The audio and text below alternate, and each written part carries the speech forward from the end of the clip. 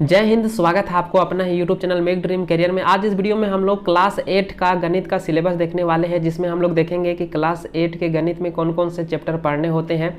ये सिलेबस 2023 से 24 के लिए है। देखिए, ये चैप्टर तो वही रहेंगे, 24 से 25 भी आएगा तो चैप्टर तो वही रहेंगे। परिमेय संख्या पहला चैप्टर है तो उसमें भी परिमेय संख्या ही रहेगा, लेकिन क्या है कि इधर जो आपका पढ़ने क्या होता है कि कुछ कुछ कंटेंट को हटा दिया जाता है, कुछ कुछ को ऐड कर दिया जाता है, तो वो सब बात की बात है, लेकिन परिमेय संख्या आपको पढ़ना है।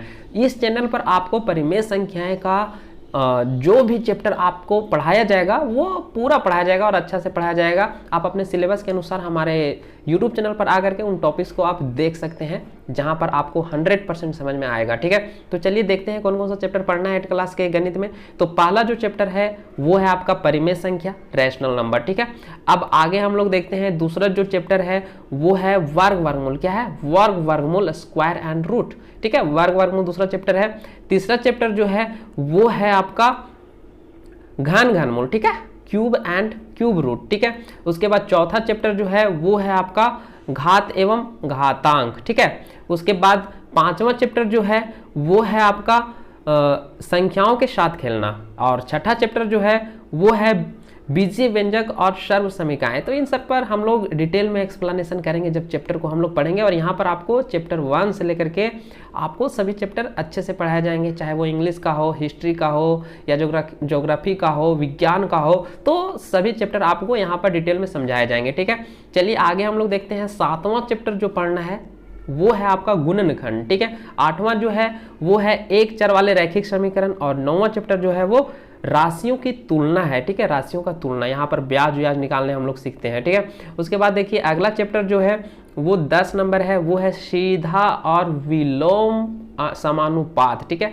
तो ये चैप्टर पढ़ेंगे उस समय हम आपको बताएंगे सबके बारे में। फिर चतुर्भुजों का समझना, चतुर्भुज को यहाँ पर समझाया गया है। उसके बाद ठोस आकारों का चित्रण नेक्स्ट चैप्टर था। उसके बाद देखिए चैप्टर नंबर जो 13 है वो है प्रायोगिक ज्यामिति, और 14 जो है वो है द्विमीय यानी कि 2D आकृतियों के साथ आकृतियों का क्षेत्रफल, 2D आकृति का क्षेत्रफल हम लोग निकालना सीखेंगे।